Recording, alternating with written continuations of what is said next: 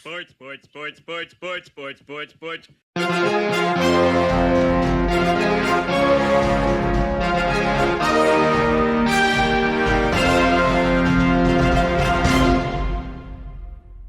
Hey there, sports fans. Welcome to Sportsball, part of the ESPN crew of podcasts. We talk about sports-related topics, but we focus on you, the fan, and what you like, whether it is a sport, team, athlete, sports-related news, or an event. This week, we are going to be talking about soccer, or football, as it's known all around the world. Look, I don't know a whole lot about soccer, and it's something that I know as a sports fan that I should look to get a little bit more into it. And joining me today is a soccer enthusiast. He played semi-pro soccer. He's one of the co-hosts of the Inside the 90 podcast. So I've got Kyle Dentoni. Was Beautiful. was was that okay? Did That was I beautiful. Love tr it. tried my best. So welcome to the show. How's it going? Hey, thanks for having me, man. It's always a pleasure to go on other people's shows and talk some ball. I'm ready for it. Let's do it. All right, let's do it. So first, let's start with this. Give us a little bit of your background about soccer because when I kind of shown the bat signal out and was asking for podcast guests, you immediately said, I'd be interested in talking about soccer. And then you kind of went through all the different things that you've done with soccer. So let's just start with that. Where did you start? When did you start playing Yeah. soccer and what's kind of kept you in it for this long? Yeah. So I played since I could walk, essentially. I'm 37 now on a good day. And I played since I could, since I could walk, So and it's always stuck with me. I played, elementary all the way to junior high to high school, up into college, and I played in the Air Force a little bit, and then I actually had the benefit of making semi-pro. I only actually went to one practice in semi-pro because I actually got orders to go to a special school. So essentially, I had to quit the next day, but I made the team, and that's what counts, Right. So, but I it's something that I've always it's just something about it that always stuck with me. And if you watch, I watch European ball, the most, the English Premier League or the Prem as they call it, Bundesliga, which is Germany, Serie A, which is Italy, and so on, La Liga, and so on and so forth. So it's a wild atmosphere that just draws you in. It's just nothing about it that I can't. You feel it through the TV, Mhm. And I mean, my team, which is Arsenal, they tied or drew the other week, and I was just depressed for the rest of the day. My wife was like, "What's wrong?" I was like, "I should have yelled louder. It could have heard me through the TV. I should have yelled, And it's just little stuff like that, and I don't know what it is. You just don't get that here in the States. I mean, the closest thing we have here in the States is college football, and I love college football. I'm a big college football fan, but we just don't have that here. And it's there's just something about it that just brings you in. You're just captivated, and you just get sucked into the moment. It's another reason why so many other players and enthusiasts, actors, whatever you want to call people, that have started to follow the sport and even invest in the sport, such as, if you watch Welcome to Wrexham and some of these other ones, like LeBron James is a partial owner of Liverpool. Yep. And, at least he was, and then so on and so forth. And that's just always, stuck with me. And I think that there's something to said that about a sport in this context that helps bring everyone together in so many different age groups and ways of life, black, Jewish, whatever the case is. And then you go to the game and everyone's all together. And I say that you could be like, well, that's like in every sport. Well, yeah, Not but to the same extent that yeah, it is yeah, in not to the soccer. same extent. Yeah. And, you know, and this is to the extent where, like, if you go and there's upwards of, my math could be wrong on this, but there's upwards of 20 different teams, at least in the in the prem, or not the prem, excuse me, but there's 20 different teams in the upper divisions, you know of the English league that are all from London. Mhm. Do the math on that, right? That's nuts. But if you go to another, if you go to another bar, like if you're in London and you go to a Tottenham bar wearing an Arsenal jersey, you're gonna get jumped or you get thrown out. It's just how it Mhm. is. And now it might not be that, like now you probably get some, pretty nasty words and might get thrown out. But back in the day, it was the Wild West. And I'm not saying I promote or anything like that. It's kind of just the culture of how it was. Right. And that sort of culture and that passion just captures you. And I'm here for it, man. It's just so wow. Look in the picture behind me. This is from the Derby Maradona, which is AC Milan versus Inter Milan. Essentially, the fans were having flares on the field, and it smoked out the entire stadium, and no one could see. So they had to pause the game until the air cleared. Where does that happen in any other sport? And if you watch games like in Argentina or whatever, Boca Juniors versus River Plate is a nasty rivalry, right? Rangers and Celtic, right? In up north in Scotland is another wild rivalry, or in soccer we call it a derby, and you don't get that, if you get New York Jets, who's the Yankees and the Mets, right? Yeah. For baseball reference, it's like you don't get that in that sport. I'm a baseball fan too. I'm not going to take anything away from that, but it's like, where do you get that? It's so much fun, and like I said, I'm here for it. There is something about soccer that you cannot deny that the tradition and the Yeah, pride that the fans have in the game is just unparalleled. You can't you can't match the type of fandom and the fanaticism that people have with soccer. And like you said, with such a concentrated area, just London having so many different teams, it's that would be like if LA had like eight or nine basketball teams. Not, but that's never going to happen because it they've got two right now. It's basically like one and a half right now because the Clippers don't even count. But you're not going to have that in in various other cities around the US because right. there's just not enough. It's all about money. Money is very important, but also it's about just fandom as well because in the US there are nine or 10 different sports that have teams in some of these various cities, and you're just not going to get the same level of commitment that you're going to get from people as opposed to what soccer clubs have. So I got to Yeah, give soccer a lot of credit for that.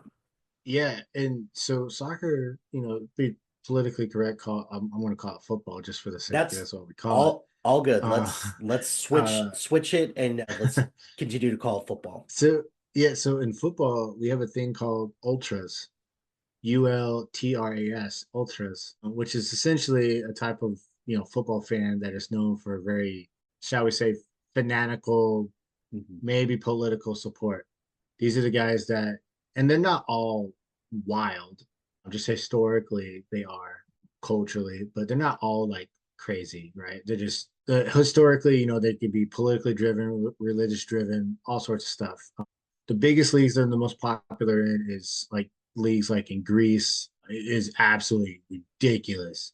Greece, Italy, Argentina, Turkey, and these division. It's like these are the guys that bring flares, and they have a you know the closest thing in the MLS that they have to ultras is for the Seattle Sound, or not the Seattle Sounders, but the Portland Timbers, the Timbers Army, which I've been to a handful of Timbers games. Timbers games are awesome. They converted an old baseball stadium into a soccer stadium. Awesome. Timbers Army is fantastic. It really is. But if there's any MLS game to go to, it'd be a Timbers game. And Portland's a pretty city, politics aside, but it's a beautiful city. And if some of these games that I would go to in a heartbeat, but I wouldn't want to mess with the area just because of the ultras. Not because I'm scared. It's just because it's such a different dynamic. It's just, yeah, and it's just watching it, and you can pull videos up on YouTube and just watch soccer ultras, and you'll just see just the chants and the jumping and everything. Like, pull up on Instagram. Argentina is absolutely nuts. And like I said, where in what sport do you now, like, is it what sport do you get that here in the States? Now in other leagues and England, especially in Germany, maybe not Germany, but England, it's much more tame. The legal side of things have definitely cracked down on a lot of that stuff. Some leagues they don't allow like the flares and stuff like that out. Mexico can be pretty rough as well. If you've been following the USA Mexico stories and the Mhm. racial chants and everything that's been going on with that, and yeah, I'm here for it. I'm not saying I promote or anything like that. It just adds more fuel to the fire and more love of the game. Mhm. You know, No other sport out there has to worry about riots if a team loses, or, you know, somebody potentially at risk if they don't come home from the World Cup yeah, or the Olympics, uh, potentially with the gold or with, as winners. So there is something to be yeah, said about that. And one could say that that's a bit extreme. You could make the argument of also course. that there's a level of passion there and there's a level of pride that you're just not going to get with literally anything else when it comes to sports. And particularly with football, there we go. I got you there. It's such a global sport when you compare it to something like American football, which they're trying to make it more global, but just because you go and play it in another country doesn't make it a global sport. Mm. I think the closest thing, like basketball, I would say basketball, hockey, and baseball are a little closer to global sport, but just not to the extent that football, cricket, or rugby probably is. Watch basketball. Watch professional basketball in Greece or Turkey. It Mhm, is ridiculous. mhm. Imagine the atmosphere you have like in a soccer stadium, but in indoors. Like NBA, not even compared. No. Yeah. So suffice to say, you've been playing soccer, or I'm sorry, you've been playing football for a long time. And Yeah. you went semi-pro, and then you also have a soccer apparel company. Is that, Yeah. tell me a little bit about that. So the apparel company is called 90 Apparel, hence the hat and then Mhm, my shirt here. So 90 Apparel was essentially the birth child of kind of what we talked about.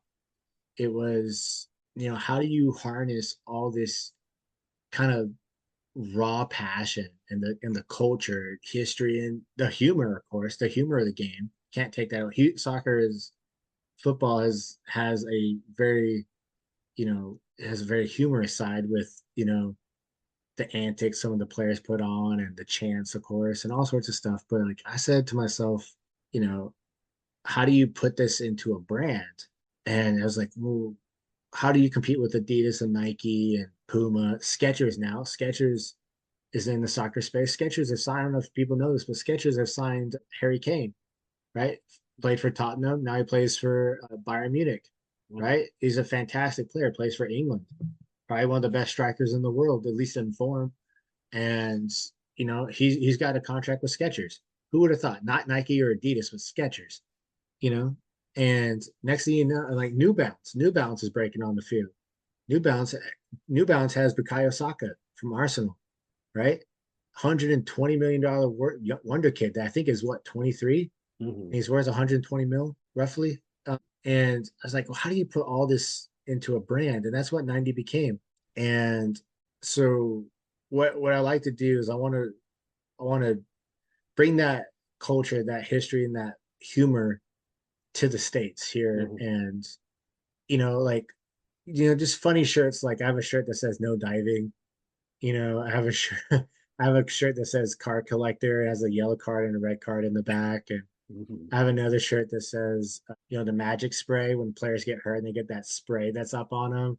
Right. Uh, and then, my next ones are going to be, the hand of God, famously a Maradona from I think it was the 78 World Cup, Argentina versus England.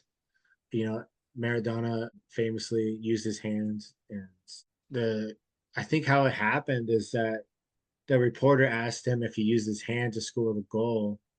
And he says, well, it must have been the hand of God. And that's how it became the hand. And then obviously you got the 2006 World Cup where, famously Zinedine Zidane headbutted Materazzi. Who's actually the player that's right there in my photo. Yeah, it was in live television. Dude was talking trash about his mom or his sister or something like that. Turn around and decked him. And it's not to, bring awareness or, oh, you're promoting violence. It's like, no, this is about culture. And that was his last moment. That was Zidane's last moment ever professionally as a player because he announced his retirement beforehand, I believe. And that was it. And it was in stoppage time too. Like he just turned around and clocked the dude, and you want to go into other stuff like I think it's Brandy Chastain, the 1996 World Cup, a Women's World Cup here in the States, where she famously took her jersey off. Yep. She had this Yep. sports brawl heard around the world, is what it was called. The photo was called, or seen around the world, right? You put that on a shirt. I was like, what other brands aren't doing that, No, and they're not. and so you go to a a soccer bar or you go to a USA game and where soccer fans sees you wear that shirt like dude I remember that was wild, that was nuts. That's what the brand is about, and that's what it became. Nice. Well, I will be sure to link it in the show notes so that people, if they want to check it out, definitely do so because you've definitely put a lot of work into it, and we definitely want to support that. So, Thank you. congrats on all the success there. So let's let's transition a little bit and let's talk about the game itself. And you said that you're an Arsenal fan. So right off the bat, how is it that out of all the teams out there, how is it that Arsenal is the one that you decided to follow? I think that what I found interesting about Arsenal, when I got into Arsenal probably in the mid 90s probably, and this is like high peak, Arsene Wenger era, if you know your soccer history, with the Invincibles, only team in England to ever go undefeated, upwards of, was it last year, only team in Europe and all professional divisions to go undefeated. Last year there was another team that made it, and that was Bayer Leverkusen in Germany, went undefeated. Only two teams in history to ever do it. But and they had a play, they had a number of different players that I think it was just a game I saw come on at my parents' house. But Arsenal, unlike a lot of teams, a lot of teams are named after the city that they're in, that they're Hmm. based out of, whether it's Bournemouth, Liverpool, which is yeah. Liverpool, Chelsea, these are all, different cities or areas or, provinces or whatever you want to call them, areas. Arsenal was just, you know, that club that I just like, oh, that's a cool name. And I think that's how it started, if I remember correctly. I'm 37, so I try to remember my history, but and their nickname is the Gunners, and they started in, I believe it was like 1886, and from a guy called Woolwich Arsenal as an armament factory, and the winningest club in England when it comes to FA Cups, won the league, a handful of times, and you know, the biggest thing that Arsenal kind of got famous for is they moved from South London to North London. And that's why one of the biggest reasons why Arsenal and Tottenham are such big rivals, because that's kind of like Tottenham's turf, if you will.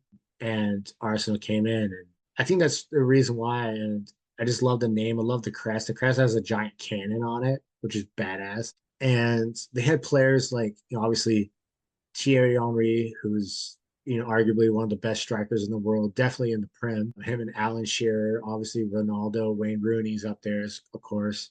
But they had other players like Mark Overmars, Cesc Fabregas, Robin van Persie, Petr Cech played for Arsenal as well. And you got I don't know if I said Robert Pires, Dennis Bergkamp, all these different players. I was like, who are all these studs? And I just fell in love with the team. I love their style of play. I love what they did, and you know, I don't know how to explain it. And it's just I enjoyed what the clubs did. I enjoyed what they stood for. I like that.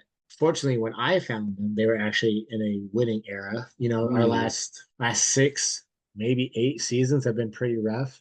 Our last two and a half have been much better because we went from like eighth in the division to like, you know, second and second. We're in second now, this year, and that's how I fell in love with Arsenal. And I'll be a Gooner to the day I die. So, London's red. well, and I'm sure that's a big decision because unlike, I feel like in the US, that there's a lot of bandwagon fans. There's a lot Mm, of fans that are more loyal to a player as opposed to a right. team. And there is not as much quote unquote loyalty to a specific Mm. team as there are in other sports. So I'm sure that when you chose Arsenal as your team, it felt like there was something inside of you that was like, I gotta stick with this. I can't switch or anything like that. Yeah, watching players like, Thierry Henry, Bennett, like I said, Thierry Henry, Dennis Bergkamp, Patrick Vieira, Robert Pires, hell, Ian Wright, obviously. These are just players that, you kind of just you sit up for, and you have a player that, that you just kind of catch you on the edge of the seat. Every time they get the ball, you're like, oh shit, Something's going down. and Something's gonna yeah, happen. and yeah, exactly. And another reason why I like, Arsenal too is I don't know how it is in other sports, uh, but and especially in Europe and especially in soccer and football in general, even here in the MLS, is that the clubs have academy teams. So you can be a 15-year-old player and play in the first team, Mm. right? You can have a 16-year-old player, right? Arsenal has two players, 17 and 18-year-old, that play in the first team. Like, what other sport can you do that? And these are players that, like, there's a kid that plays for Arsenal. His name is Max Dallman. He's an attacking midfielder, is what I would call him. And football, like in I think basketball too, the positions are based upon numbers. So like your strikers a number 9, your attacking mids a 10, so on and so forth. And he's 15, and people are just calling him, the next wonder kid. 15. It's just, and there's a lot of clubs that have kind of notorious, I don't say notorious, but historically have always had great academies. And that's what Mhm. makes football so different, right? Borussia Dortmund in Germany, right? One of the best out there, right? Christian Pulisic went through the Dortmund Academy, right? You got Arsenal, right? I think Southampton, all right? Obviously, they're the last of the division, but they have historically a very good academy program. Bayern Munich, obviously, Bayern Munich's a powerhouse, right? Barcelona. You're talking about bandwagoners. Yeah, I'll throw a little shade. Barcelona fans, bandwagoners. Real Madrid fans, bandwagon. I'm not taking anything away from those clubs. Those are very historical and prestigious clubs, obviously. How Barcelona is still operating today, I have no idea.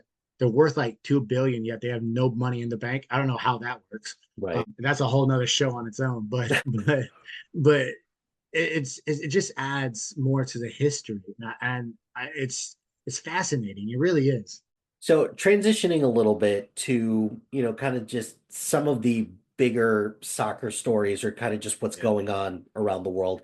Let's start with MLS because you you mentioned when we were chatting about recording this that you're not a huge MLS fan. And as somebody who, or I've only known you for a little while, and given how much you know and love about football, why would you be a fan of Major League Soccer when you have all of these other leagues around the world that are well established, have better talent, and have more exciting games?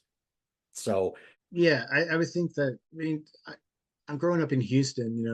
I'm gonna support my local teams. mhm, There's other people that support teams for various reasons, outside of the bandwagoners, whether they're from the city or their favorite player plays for them, or and there's various reasons, like, oh, I like their colors. Like at first, like I liked Arsenal because I like their crest and I like the name. That's how I got into it, to be mhm, honest. yeah, To be transparent, but I stuck with the club ever since I was, I don't know, 5. right. So, and the Dynamo came to Houston in 2006, 2005, 2006, when they left San Jose from the San Jose Earthquakes, and it was Dominic Kinnear at that time was the owner and moved them to Houston, and they won back-to-back cup championships, and they've won, the Open Cup a handful of times, but I'm not a fan of it just because I don't like the commercialism that millionaires have put into it. It very it's I don't want to say it's sickening because I think that's a strong word, but it's a little, it takes a little bit of the passion out of the game. And we kind of talked about it a little bit in the pre-show that the MLS is the only league promote in the professional leagues in the world for football that doesn't do promotion relegation system. Why that is, and it's for a number of reasons, which is what the MLS commissioners talked about. But you got to say the biggest reason is because of money. Yep. And the system, and I can explain the system, how it works, how the promotion relegation system works, but they're the only division that does it. It's real interesting. But like I said, I'm a big fan of Portland Timbers. Portland has a fantastic atmosphere. Dynamo always has, because Dynamo Houston is a very cultural based city. We got a lot of Hispanics, a lot of different South American ethnicities and groups here, and it just adds more. When you go into the pub and like, oh yeah, I'm from here. You talk to people. We got Houston has a lot of English people, like traditional English, and a lot of English fans come over. So it's always nice to hear. It's just I feel like the league can do so much, but they're doing so less just because of commercialism. Feels like American sports to a T to some extent Sure. or another. And it's funny because with MLS, it's expanding faster than pretty much any other sport in the US right now. It's like And two teams per year, roughly. yeah, and Yeah. it you kind of feel like there is a little blood in the water in terms of all of these people trying to capitalize on making football, like, or as opposed to American football, very much a thing in the US. And I think they've made a lot of strides, and it's going to continue to grow as more and more people grow up with it. And I think that's one of the things that I find so exciting about MLS is they are expanding, they are growing, their popularity is continuing to grow, but there's a lot of room for improvement. And then the way that they attract talent from all over the world, it's kind of interesting because as an outsider looking in and as someone who doesn't see a whole lot of what's going on with football right now, I kind of feel like in a lot of ways MLS feels like a last stop for some people, and we're not always getting their best, and that's fine. There's nothing wrong with that. But kind of talk to me a little bit about the star power that's come through MLS, and has that even paid off for some of these clubs? Yeah, MLS kind of got the last few years, maybe even like the last decade. MLS got known as the retirement league or the Yeah. coffin league. Some of the players that kind of started it, obviously Beckham was the big one with the LA Galaxy. And after that was Thierry Henry, who went to New York Red Bulls. And the list just makes itself, right? And then obviously you got Messi, who plays for Miami, which the whole Miami thing is interesting enough as it is, because the team joined the MLS, and I think it was 2020. We're talking about the commercialism of the game. It's 20 as of 2024, so 2 year or 4 years. The team is worth over $1 billion. How is that? Yeah. It's just the commercialism of it. It's just nuts. Do I think it worked? Yes, but I think it's working for the wrong reasons. Mhm. Because, like I said, I think it takes the passion and the I don't say the fun, but it takes the passion out of the game. And I don't really appreciate it. And I think that's why. I mean, I can go into the weeds about this, but this is why so many American players, choose to play overseas. It's one of Yeah. the reasons. One, and obviously, you got atmosphere, and the training's better and the culture around the sport, of course. But it's just I would argue that the commercialism of the game has kind of ruined everything. And there's pundits that like Alexi Lawless, and say what you want about Alexi Lawless for Fox Sports, but I think he's with Fox Sports, and Stuart Holden's one of another one who I like Stuart, but they kind of said that they wanted Christian Pulisic to play in the MLS, and they just both got torched. And like Christian Pulisic plays for AC Milan, one of the most historical clubs in the world, AC Milan, right? And he's played in the match. That's this one right here. Not Mhm. obviously in this photo, but in the derby. So why would he leave that to play FC Dallas versus Seattle Sounders. Like Right, right. why would he it's just it's baffling, sponsorships aside or whatever. That's just wild. And I would love to see the numbers on Messi's contract. Apparently, he's got ownership rights and all sorts of stuff, which is nuts. Name another player that's got that sort of power. And and we could dive into the whole MLS and Houston and whole Messi thing that happened this past week, but it's just I I I say this about Star Wars because I'm a big Star Wars fan. I will always watch it because I'm a fan, right? But there's TV shows of Star Wars that I hated, right? Acolyte, terrible, Mhm. absolute crap, right? But I still watch it because I'm still a fan of the game. I'm still a fan of the movies and everything. And if there's this game on, I'll watch it, but I'm like, man, this is crap. You Mhm. can and just by watching it, and this isn't the bad mouth the teams or the players or anything. It's just watch an MLS game. Watch the best teams in MLS play each other. Then go watch the worst teams It's and it's in the Premiership play each other. It's night and day, not you even can't you close. can't you can't compare the two because it's it's a talent. It's Yeah. what it boils down to a couple things. It boils down to talent. It boils down to, you know, the dollars that can be invested in training, better facilities, and it just kind of boils down to that there's just not as much interest here in football as opposed to all the other sports that people can play where they could probably make more money, become more famous, or as you mentioned before, if an American is that talented at soccer, they're probably going to go overseas because better competition, better training, and they're going there to play the best of the best. If It's you it's want, just it's just the truth of the matter. if you ask any soccer coach that's worth their knowledge, they'll tell you to play overseas. Yeah. 100%. That's the best way to do it. Even college players, if they have the opportunity to go play in the MLS or the USL or whatever it is, good for them. But the competition is across the pond. Yeah, It's for, that simple. for sure. So before we get to some of those leagues across the pond and what's going on with their season, any thoughts on kind of the continued rise of women's soccer, particularly in the US or just kind of around the world? Any thoughts there? So I'm a big fan of the women's game as a whole. I Mhm. don't follow it, uh, thanks to Megan Rapinoe. So, and her agenda, what it is. She's a great player, but she's definitely fallen off her passion for the game. Put politics aside, but she's entitled to believe and say what she wants to believe. That's her her mission or whatever. But I haven't seen the numbers, but the women's division is also they've grown. A lot more sponsorships are happening. There's different class action lawsuits about equal pay and stuff like that. I really don't, as a whole, I don't really agree with equal pay. I agree more of you should be paid for what you're worth and what you do. And there's a lot of I have a sports management background, and economics and statistics don't lie. That's the reason why the U.S. men's world with the men's World Cup and the women's World Cup is paid differently.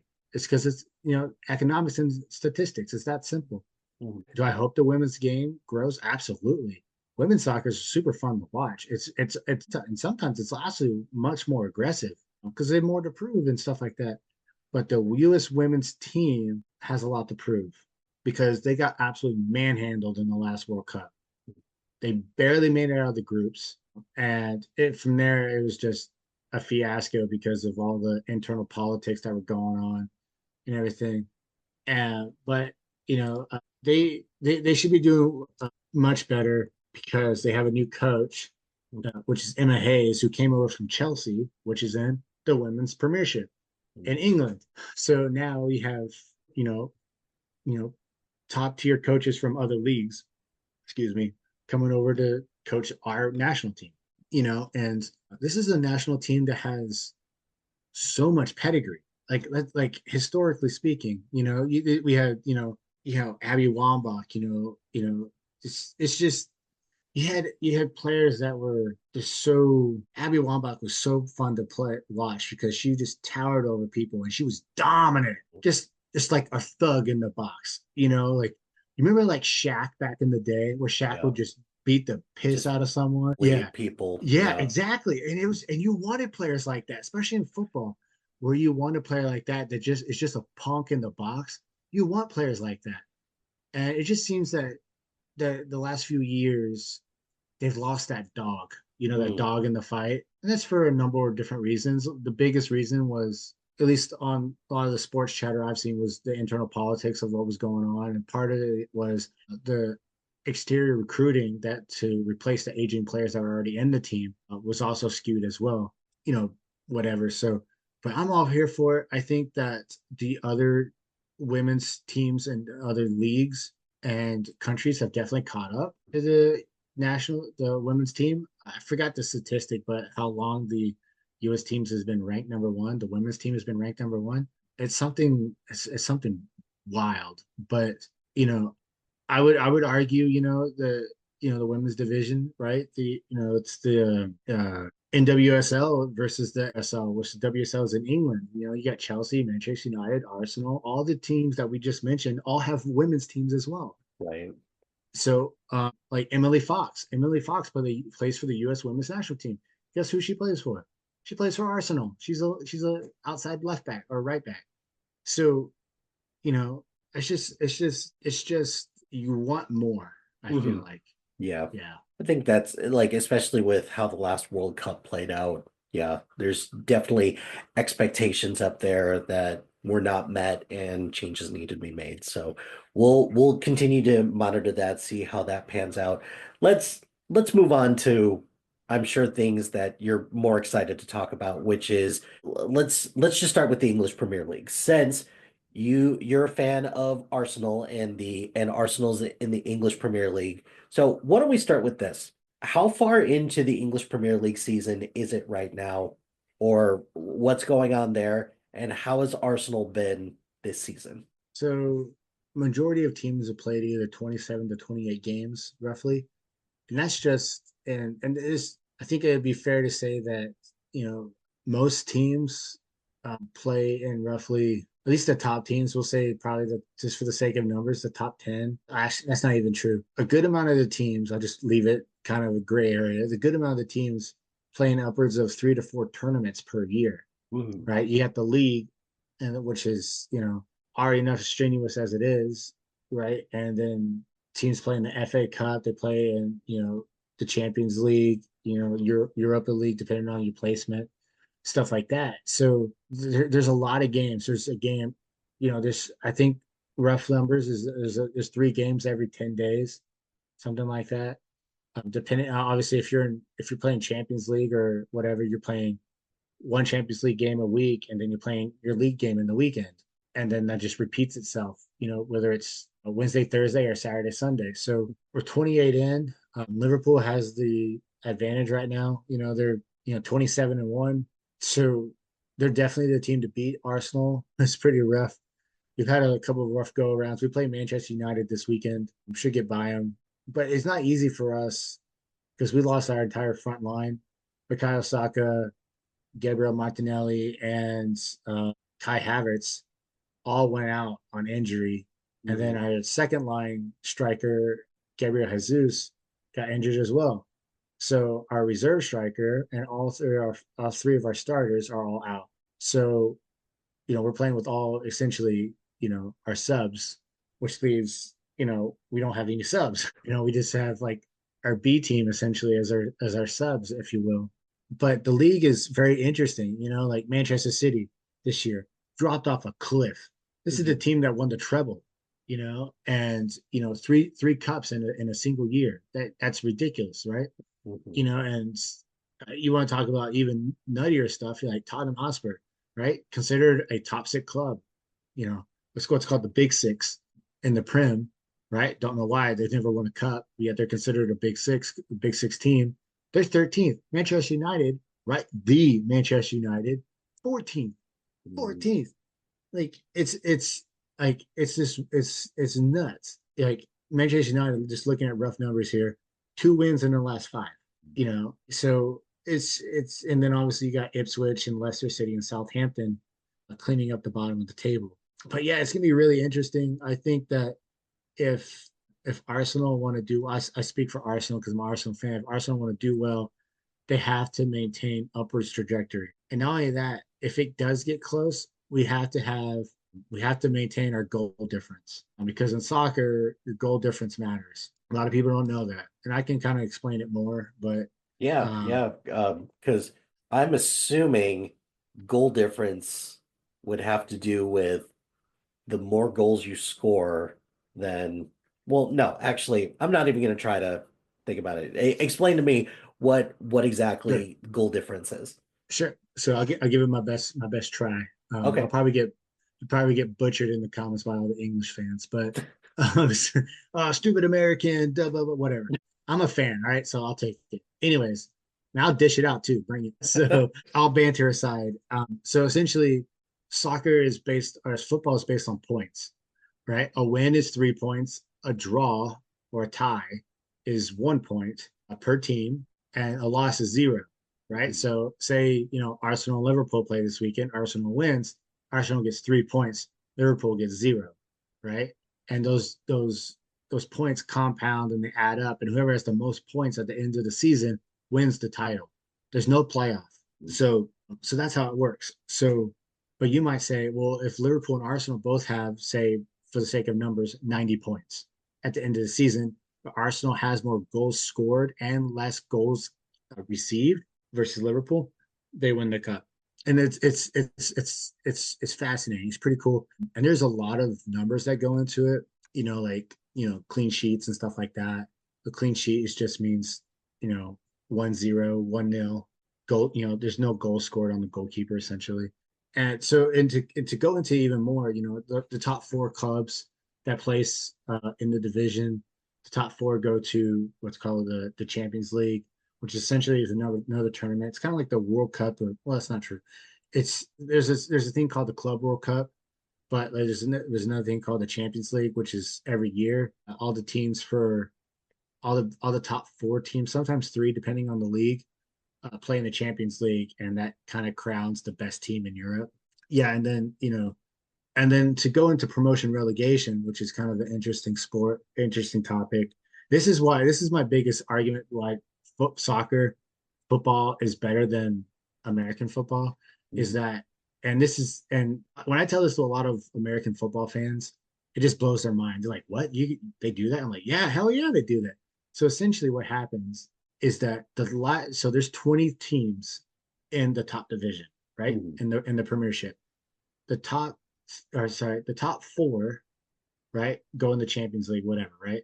The last three, so 18, 19, and 20, get relegated. Hence Mhm. promotion relegation, relegated into the second division, and the top three teams from the second division get promoted into the top division. That's essentially the same as having well, you have three new teams promoted into the top division every single year, and three new teams go back to the second division every single year. So you have new competition every single year. Imagine your AAA team, right? You know, whoever, like, what's your team? What's your MLB team? The Chicago Cubs. All right, so Cubbies, right? What's the Cubs AAA team? Do you know? No, off the top of Yeah. my head, I do not. So But I, say that's my example. So say you have a AAA team that plays in the MLB next year. yeah, It's the exact same, essentially. And what other like again, what other sport can you do that? Right? yeah, There's teams, dare, that dare you have to walk through people's living rooms to get to your seat. Like how, like what? well, dare I say that isn't that more like that's a huge incentive to be good all the time versus what a lot of other sports do, which is Yeah. you get the prospect of drafting like a really good player, or hey, Yes. you could still suck, but you're gonna get a shitload of money, and that's good enough for us. And that's terrible, but I think there is something there with promotion and relegation. Dare I say, like maybe a hot take, that's never gonna fly in the US. And that sucks because I think if globally, if people want to take MLS more seriously, they eventually have to go to that as a way to standardize the game across, across like what the rest of the world does. And if there's no incentive for your team to Yeah. excel, and more importantly, I think that punishment and that stick of relegation that stings a lot. And I'm sure that to to get relegated, it's a blow to the ego. It's probably a little embarrassing, and also it gives you that motivation to, hey, get your ass in gear and let's start to get better in order for us to get promoted. So I guess let me ask you this. And you mentioned Welcome to Wrexham. I watched the first couple seasons of that. Really enjoyed it. It's a fun story, even though it gives off like, hey, these two Hollywood actors are just going to come in and just try to save this, historic club. But where was Wrexham before? Like what level league and where are they now? Man, you put me on the spot. I couldn't tell you that. I Mhm. could tell you, I can look it up and then break it down for you. So Wrexham is plays in the third plays in all right, so they play in the third division right now. They're third in Football League One.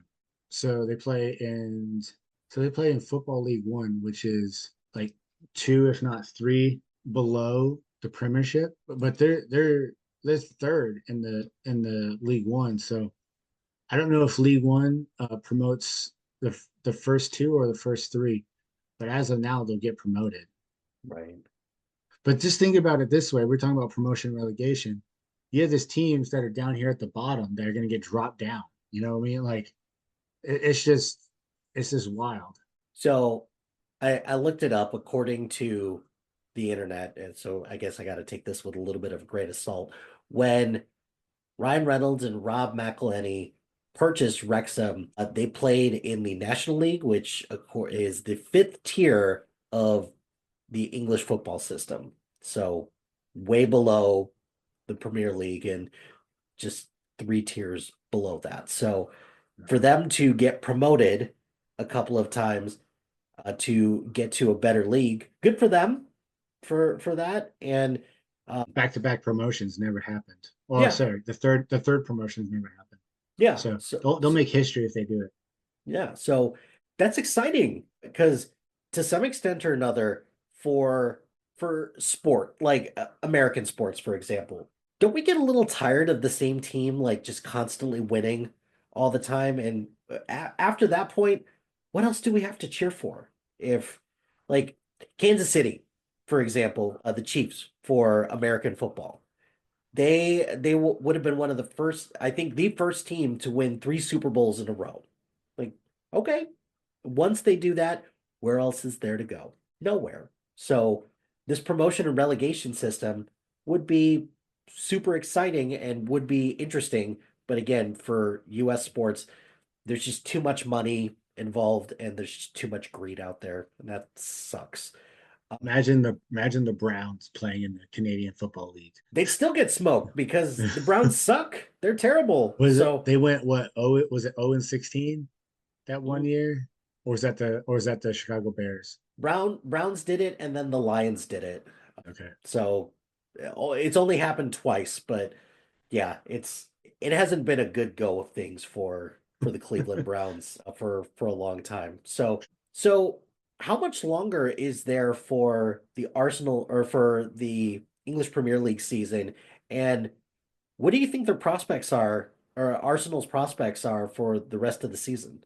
So I think that Arsenal's prospects are the biggest thing that Arsenal has a problem with is that they didn't have a what's called a true number nine, so a true striker. This is your, Erling Haalands, this is your Kylian Mbappe, so on and so forth. Kai Havertz isn't a true nine by trade. Technically, he's more of a midfield utility player, but he has played in that solo striker role before.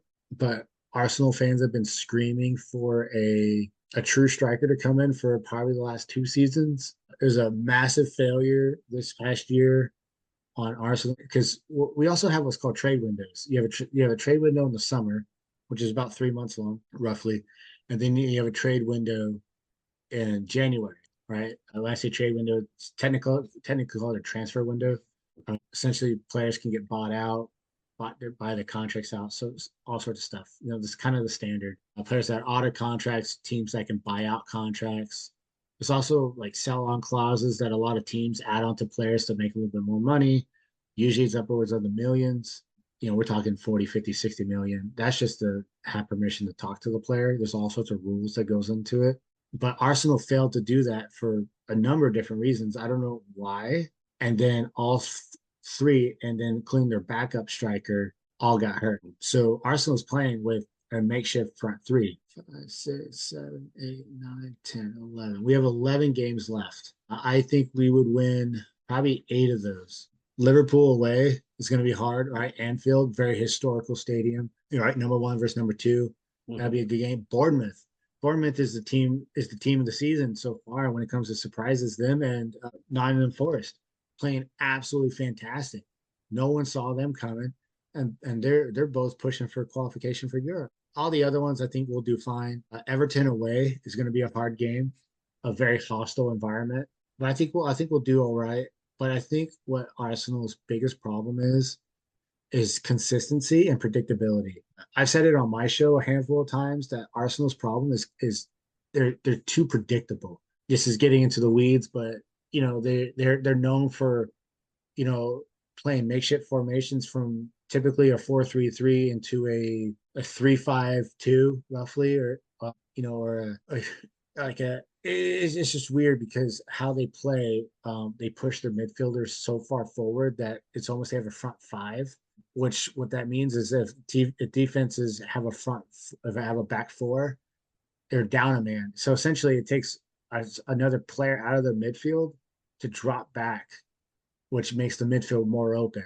That also makes the defense more compact. So there's different pros and cons to that. But Arsenal was notorious for spreading the ball wide, to playing their wings wide, which creates width, which makes the front of the middle of the field open. But it was so predictable, like teams would just defensive overload on the wings and then double up. And then, either you lose the ball or you play the ball back and you have to reset, kind of like in basketball where you call your play, and if it doesn't work, you reset and try again. It's the same concept. So Arsenal got so predictable that, teams were starting to figure it out. And then, players like, Odegaard, who is my favorite player, who's left-footed, it's just they're so predictable that they always push them to the left because they know they're left-footed, but they know that players aren't informed, so they'll do it anyways. And there's other players that will, like in basketball, players that will take 1 or 2 more, 3 more steps before they shoot. It's the same concept. You're begging a player to pull the trigger, they shoot the ball or whatever, and then they take 5, 6, 7 more steps, and then they lose possession, right? Again, in the weeds, Sterling's notorious for this. I don't know why Arsenal bought him in the transfer window. He hasn't done anything in ages. He's very, very gifted player and very, you know, he's got a lot of trophies and everything, but he hasn't done anything in ages. He doesn't have a goal for us. Anything is a handful of assists, but he just kind of fills a role at the moment. But I think if Arsenal do if they do well against Man United away, which are our next game, and then we got a London derby against Chelsea, and then we kind of have a little bit of makeshift competition. I think we'll do fine. So I'd be remiss not to at least ask a little bit about the World Cup, because I know that the World Cup isn't happening this year. Next one's what, next year? It's in the summer. US. It's in the US, right? Or just US, specific. US, Canada, and Mexico. Got it. So anything to kind of be on the lookout for, like any teams in particular that you're excited to see in the World Cup? I would say the US obviously would be interesting because we're hosting. Countries that host get an automatic bid into the World Cup, so they don't have to play qualifiers. So all three of Uh, them would get in? correct, Oh, correct. And interesting. the World Cup has also expanded into more teams. So it's just it'd be interesting. Let's see. Right now, USA is ranked looks like 16th in the world. That's kind of low, to be honest, I think. But I would say Argentina is going to be the favorite. Obviously, I wouldn't be surprised if England do well. England had an absolute terrible time in the Euros. There's a team that it's so funny, and the story with England is wild because they had my numbers could be skewed here, but they had six players worth over a million or 100. Yeah, six players that are worth over 100 million. But the club or the England team itself was worth over $1 billion. Yet they couldn't perform. Ooh. Yeah, they were getting goals and getting results, but they couldn't perform. It was like you have Jude Bellingham, right? Plays for Barcelona. Harry Kane plays for Bayern Munich. Bukayo Saka plays for Arsenal. Declan Rice plays at Arsenal. Phil Foden plays for Manchester City. You have all these different teams, all these different players that play for, the Three Lions, which that's their nickname, and yet they're struggling for goals. Trent Alexander-Arnold, probably one of the best right backs in the world, plays for Liverpool, and they had him playing in a makeshift wing back slash defensive midfielder because they wanted him to push higher. He doesn't play that position, but they want him to be involved. And same thing with Bukayo Saka. Bukayo Saka got pushed into a left back role, a right back role, when he's traditionally a forward winger. It's interesting. It would be interesting to see what they have. So much so that they fired their manager, and they got a new manager, which is historic, which is pretty funny because for the first time ever, England hasn't had an English manager. They have a German manager by the name of Thomas Tuchel. And I think Brazil will be interesting. The fall of Neymar has been a very intriguing story. I don't know if you saw the stat about him playing in Saudi Arabia, played 2 games, played about total of like 45 minutes and made, something like $250 million, and he played Yeah. 45 minutes. Yeah, that Yeah, sounds about right for a lot of players that play for yeah, Saudi-backed teams. yeah. So I think that'd be interesting. Obviously, I'm gonna root for, my brethren in Italy. Germany is also a very good team to watch. I wouldn't be surprised if USA do very well, especially in groups. But teams that are always fun to watch, Japan. I've been saying this for 20 years, and my friend Tyler will back me up. But Japan is one of the funnest teams to watch. That and their fans are fantastic. They're one of those teams where every team gives it their all, blood, sweat, and tears. They do the kiss the crest, to show respect. But Japan is just a team you're just like, you just love to watch them, and they have beautiful, absolutely beautiful kits, like or jerseys. Yeah. Their nickname's called the Blue Samurai. Ooh. Like, yeah, and I wouldn't be surprised, if other teams like Korea, maybe even Sweden, do decent. But it's an expanded Field this year.